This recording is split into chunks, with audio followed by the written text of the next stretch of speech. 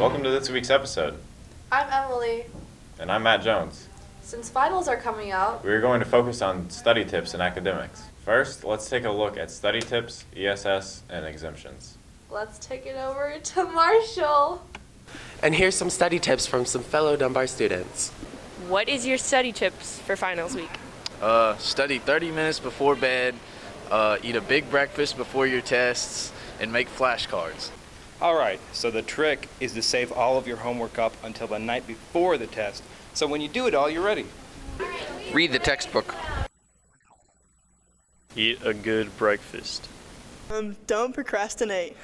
You should be fine. You're reading your textbook, you put your favorite snack, mine is probably gummy bears, by your paragraph, and as a reward after you finish that paragraph, you eat your gummy bear.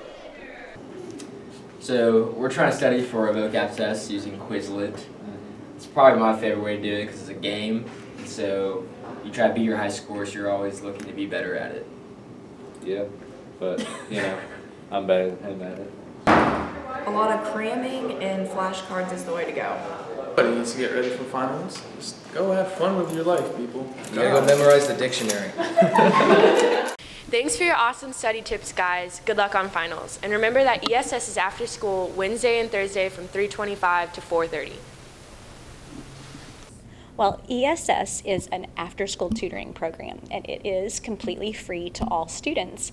But what we do is we offer the tutoring individually, and we have kids that work together in groups. We'll have like geometry groups that will work together, but that's usually what we do in math. I know in the social studies they work together with social studies stuff and with writing, and then in science we have 3 different teachers, one that teaches for the biology, one that does chemistry, and one that does physics. And then we also have the small groups for French and for Spanish, so we have a lot of good groups working together. It's a fantastic program to allow tutoring for kids that might not get that. Memorizing can seem very tedious at times, but it is one of the best ways to remember information. A few ways to make memorizing easier are to work on it early in the morning, late at night, or right after class. Memorizing early in the morning is beneficial because your brain does not have a lot of new stress. Late night memorization makes it easier for the information to go to your long-term memory, and by reviewing the information right after class, it prevents having to relearn it. On Tuesday, December 15th, your 2 finals will be in B1 and B3. Your B2 and B4 classes will be switched this day. On Wednesday, December 16th, you will have a final in your A1 and A3 classes. A4 and A3 will be switched like on Tuesday. Thursday, your finals will be in B2 and B4, and you will have a normal schedule. Friday, your last finals will be in A2 and A4 with a normal schedule. We are glad to announce that Dunbar is offering exemptions on finals for sophomores, juniors, and seniors. Exemptions will be based on your performance on the on-demand writing test last year. Scoring proficient will earn you 1 exemption, while scoring distinguished will earn you 2. You can also get exemptions based on your COSA test through your business classes. There are, however, some classes that do not allow exemptions, including Algebra 2, U.S. History, dual credit classes, and vocal or paper finals. You can, however, exempt most AP classes. To find out if you have any exemptions, you can check your student email. Let's bring it over to Grace for some academic-based clubs. With finals week approaching, here's an inside look at the clubs we offer here at Dunbar. I decided to sponsor the club because robots are cool. I actually joined as a freshman because it's a great opportunity to brush up on engineering skills, get acquainted with the actual job market for later in life. And one of the better things about it is that at competitions, there's lots of scholarship opportunities. So the competition is 6 weeks, and we are given a new challenge each year, and we have no idea what it is. And at the start of that 6 weeks, we start brainstorming a robot idea from concept to finish. And we manufacture it all ourselves, get sponsors to help us out with that. A couple years ago, we've had sponsors help make welded frames and go to competition each year. Anyone can come to our meetings, which are held in room 601 after school once or twice a month. The only requirement I'd say is just a desire and interest to pursue a career in medicine. So our meetings usually begin with a short presentation about a specialty in medicine. After that, we transition into medical news and like politics and medicine. Other than that, we've also been trying to have guest speakers come into our meetings as well. So for example, at our last meeting, Phi Delta Epsilon came in and they told us about their organization. Other than that, we also try to bring in food to our meetings as well. So at our last meeting, we had cake. All right, let's bring it over to Jillian for an exciting update with choir. Here at Dunbar, we have 3 different choir classes for a variety of groups and levels. These groups vary in difficulty and range of music sung. Here's a closer look into choir with director Mrs. Marsh. The Dunbar Choir is a national distinguished choir with multiple accomplishments and singers of all different levels and cultures.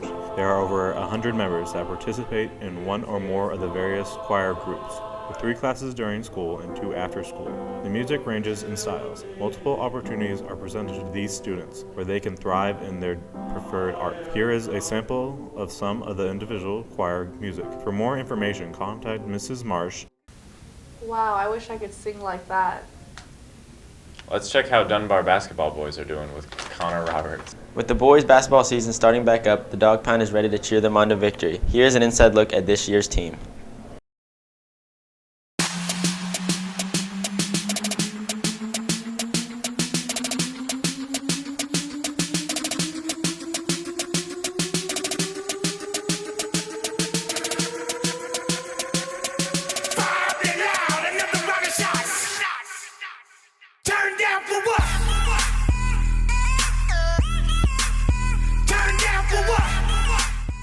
The boys won their first game of the season against Woodford County with a score of 65-38. This was also the boys' first ever win against Woodford County under Coach Chalk. Junior guard Tavion Hollingsworth scored 21 points. Jordan Lewis followed, scoring 16 points. Vincent Clark scored 13, and Dontel Brown also added 8. In addition to scoring 13 points, Vincent Clark also shot 7 of 10 on the line and made 2 trays. In their second game of the season, the boys played at home against Bryan Station and won 84-59. Tavion Hollingsworth scored 35 points in the game with a whopping 20 in the first quarter. Jordan Lewis was right behind Tavion with 18 points. The boys hope to stay resilient for the rest of the season after winning their first 2 games. Their next game is Tuesday, December 8th at Lafayette at 8 o'clock. Hey guys, it's Marshall.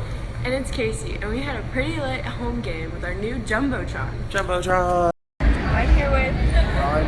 And how'd you feel about the Dunbar game last night? It was fun. It was really loud. Jordan Brown, how lit was the game last night?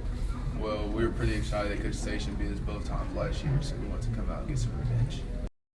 Justin Kelly, how was school spirit last night? Oh, it was great. Fantastic turnout for the first home game. We don't have one for another month, and hopefully it continues. As a cheerleader, how was the game last night? It was very good. They won by what, 25? Yeah. 25. The student section was real high. Yeah. That's it for today, guys. Can't wait to see you guys at the next home game.